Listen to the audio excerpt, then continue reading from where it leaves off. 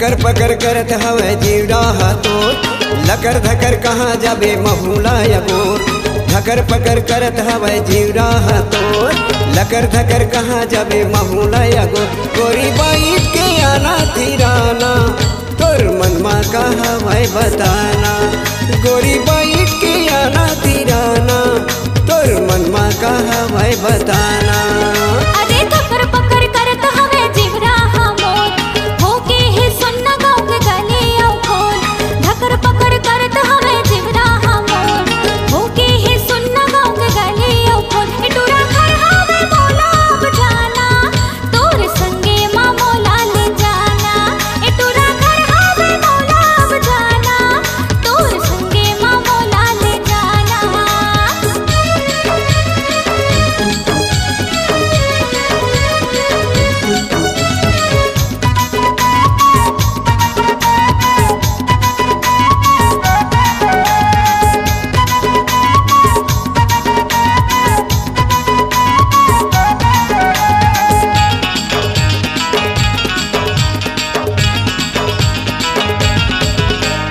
अकेला आए डराए नहीं हो, संगे में कोनो लाए नहीं हो।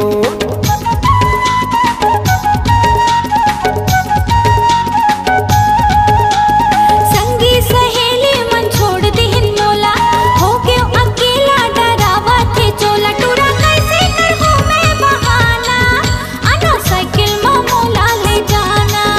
गोरी बाइट के आना थिराना, तोर मनमा का हवे बताना।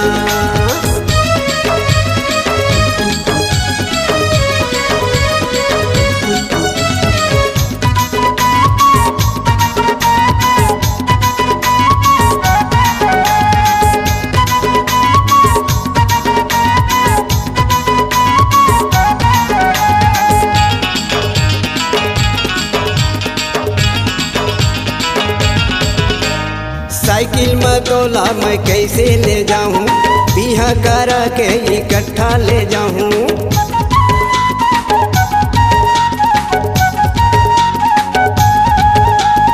कोनो ला कछु बतावे छनगा, आवत हो मैं हाँ डरावत होगा। टूरा घर हवे मोला अब जाना, तोर मनमा का हवे बताना। गोरी बाइट के आना थिराना, तोर मनमा का हवे बताना।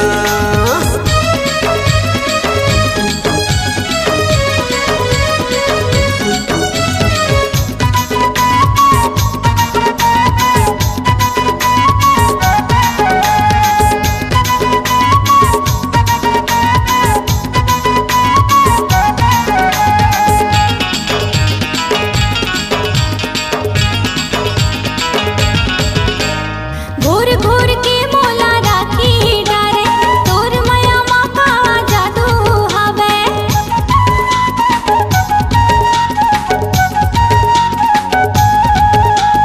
धोखा नहीं देवा मैं छूड़ा नहीं, तोरे माया के दीवाना बही। तोला रानी बना के ले जाऊं, तोला झुलिया में मैं हर झूला हूँ।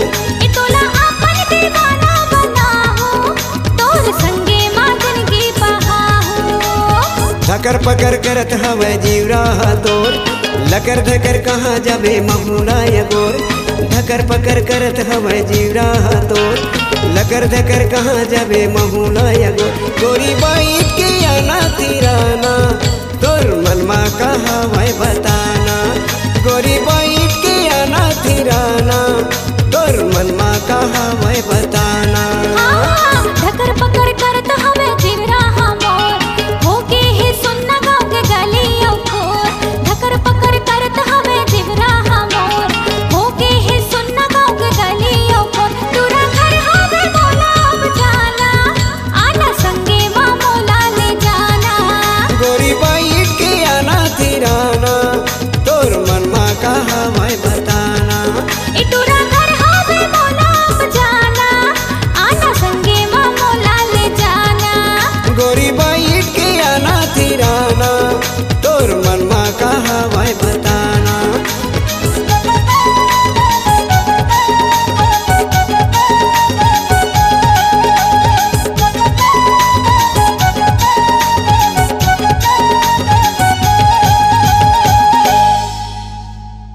आपकी आवाज़ ही आपकी पहचान है। यदि आप अपनी आवाज़ को एक नया आयाम देना चाहते हैं तो चले आइए मल्टी ट्रैक डिजिटल रिकॉर्डिंग के लिए AVM audio video studio, Khabtarai, Raipur 9301523929 93296 98047।